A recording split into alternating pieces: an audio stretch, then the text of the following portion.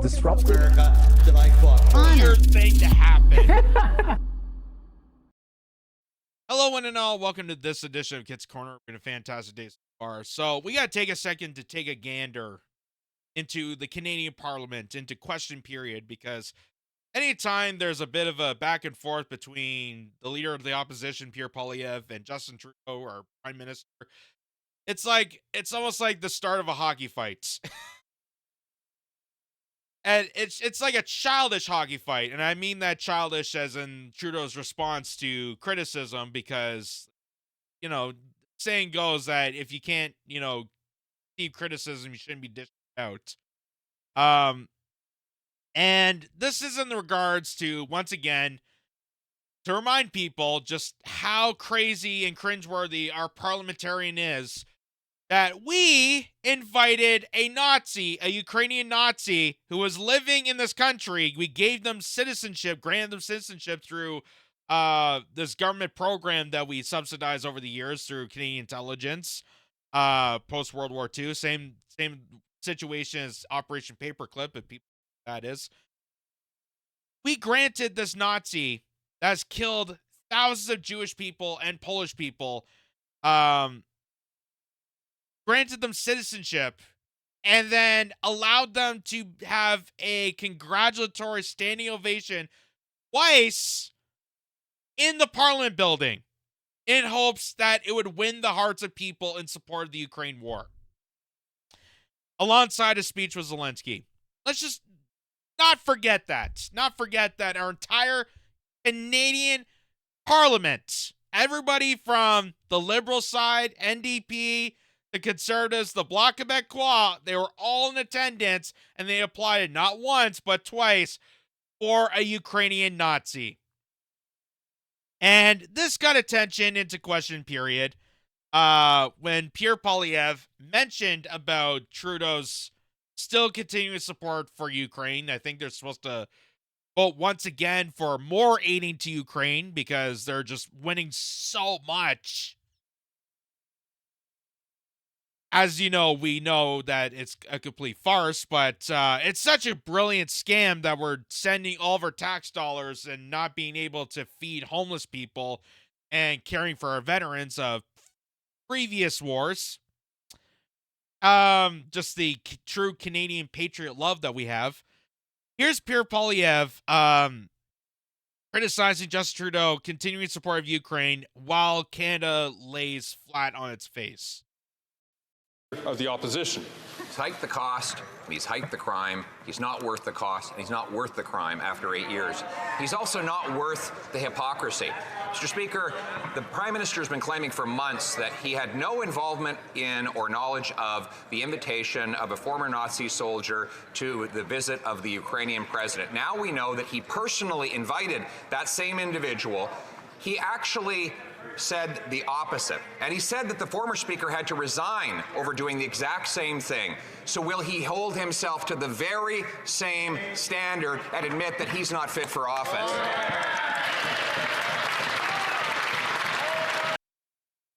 And you know it's not going to happen. You know it's not going to happen because the minute that story broke out and this made international headlines, like it was covered in the States, it was covered all over the world.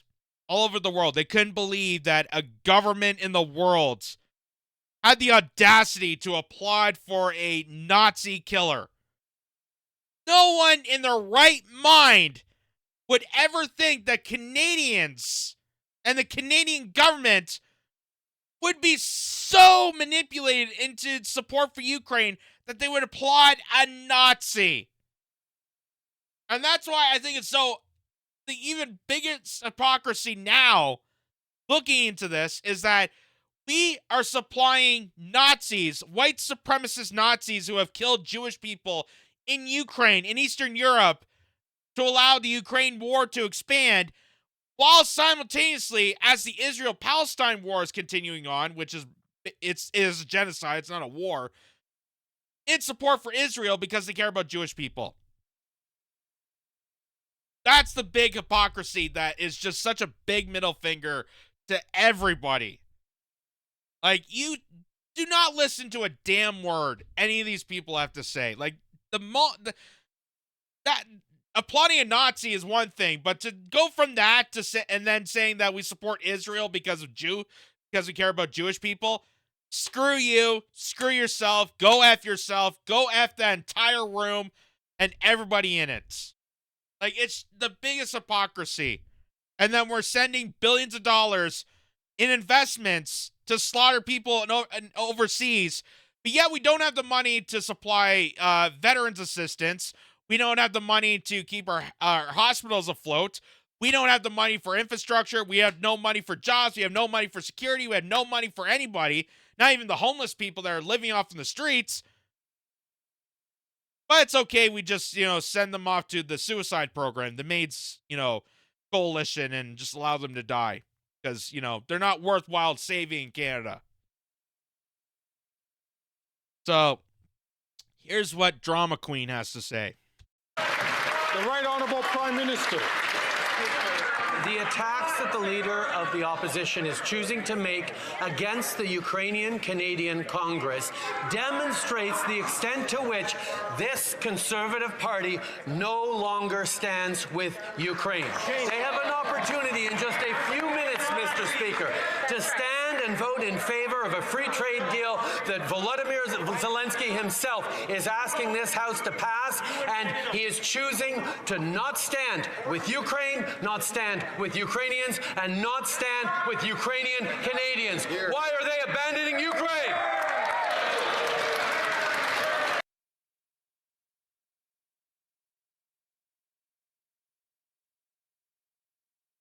I mean, can you be more arrogant?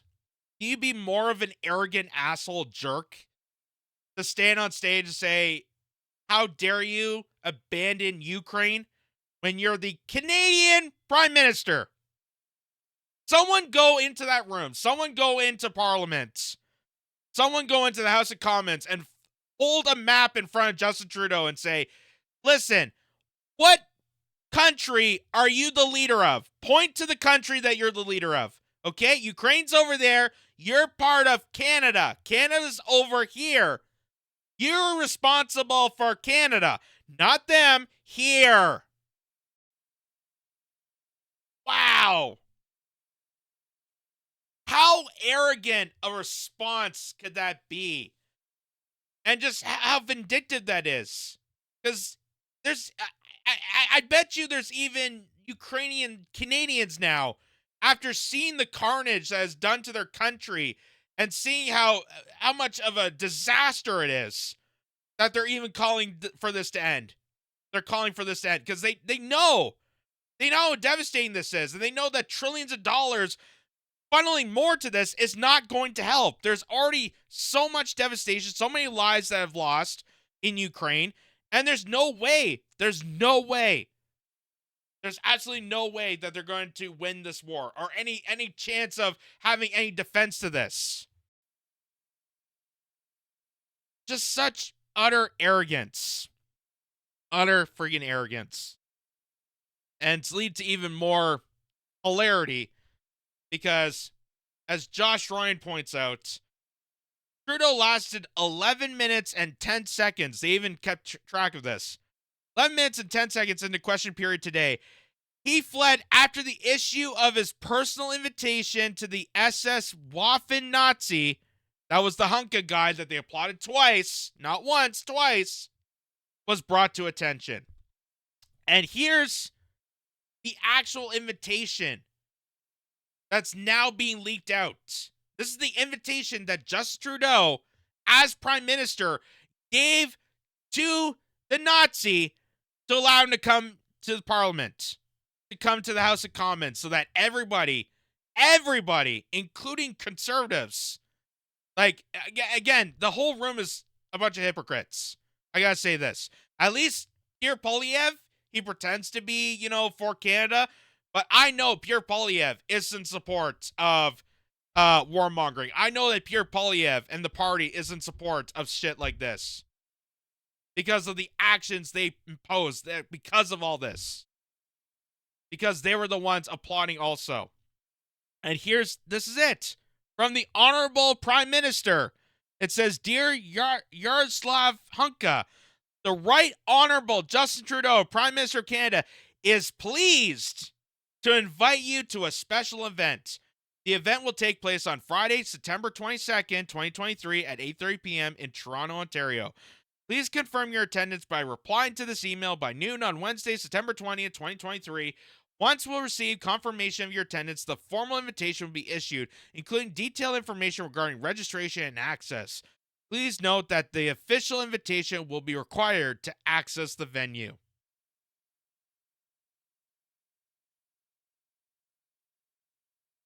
So, this is purposely.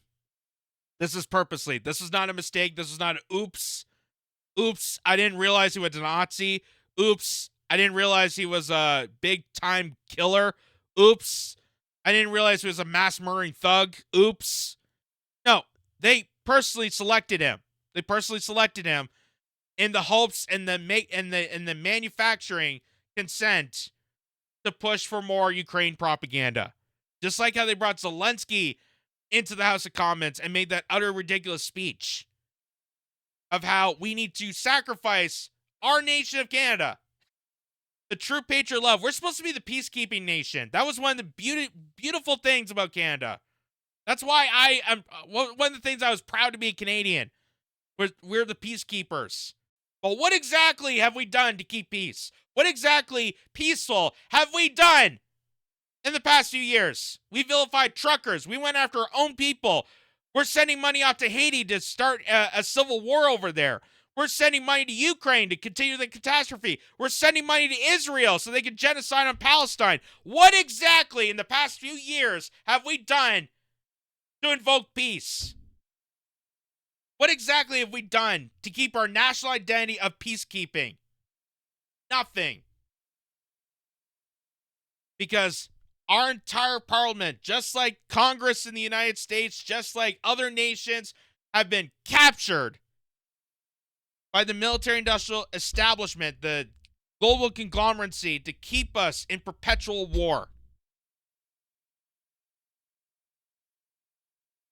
And here's just proof of it, that Justin Trudeau, the drama teacher, who just happened to become prime minister and was the son of Pierre Elliott Trudeau, establishing that we need to have a neo-Nazi come to this country, applaud him multiple times, pretend that we didn't know that he was a Nazi, and then people notice it and then say they're a bunch of Russian propagators, because that was his first defense. He said, oh, it's Russian propaganda that people figured out his history.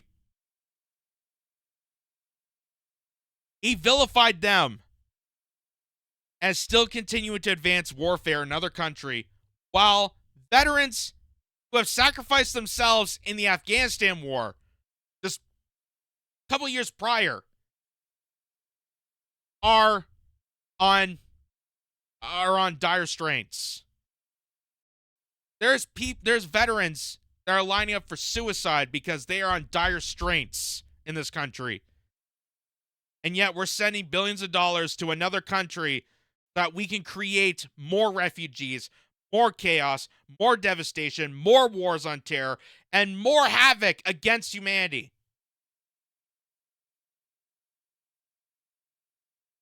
And I wish, honest to God, I wish there was one person in the parliament that I could fully 100% endorse and support, and you know, even Pierre Poilievre, when he said that, you know, Justin Trudeau's, I acknowledge that, and I'm grateful that he mentioned that.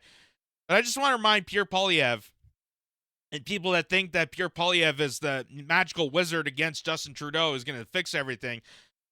Pierre Poilievre congratulated and was in support of the Ukrainian leader, Volodymyr Zelensky. And watch what happened when he came into Parliament and Pierre Poilievre shook his hand and gave a little ditty to him, gave a little speech to him in happiness, and he's all smiling and giggly. Watch this. Mr. President, I'm Pierre Poilievre, leader of His Majesty's Royal Opposition. Proud to come from originally from Western Canada, where there are many proud Ukrainians who helped build our country. One of them is Senator Batters, who's with me here today. He represents neighboring Saskatchewan. Thank you very much. Thank you very much. Senator Batters, grandmother embroidered this blouse 100 years ago before she went to Canada for her new life. Thank you for defending Ukrainian homelands.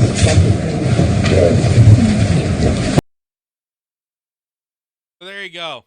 Nice little political stunt there. Like, oh, I'm the leader of the opposition. I come from Western Canada. We have a lot of Ukrainians in Western Canada, and that's because I'm, you know, smiling and shaking your hand. And then there's also this lady who's a representative of Saskatchewan who's also Ukrainian.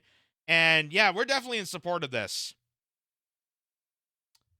Now, some will say that that's just parliamentary, you know, behavior, that's, you know, how they keep nice because there's like a set of rules and they can't swear. That's the ordinance of Parliament. But I mean, there's obvious signs. I mean, Pierre Poilievre could easily just told Zelensky, hey, why is it our responsibility of Canada to send all this money for your war?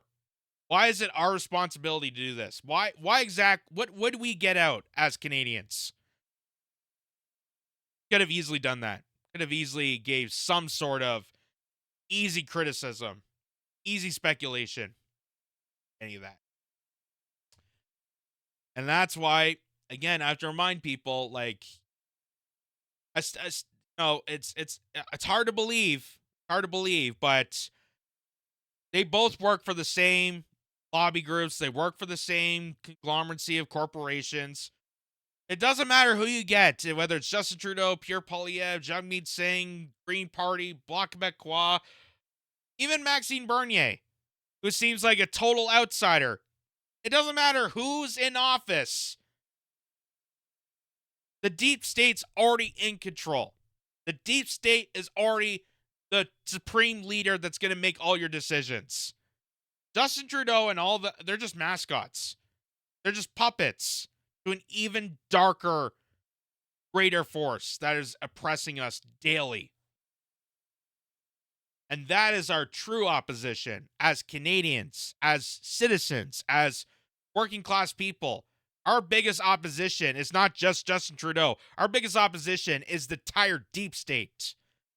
It's the entire orchestration. It's the oligarchy. It's the people behind Justin Trudeau that are aiding him and supplying him and writing legislation. They're the ones that we need to tackle. They're the ones. And the lobby groups that are funding to allow Canada to write up legislation so that our tax dollars get sacrificed overseas. That's the devastating part.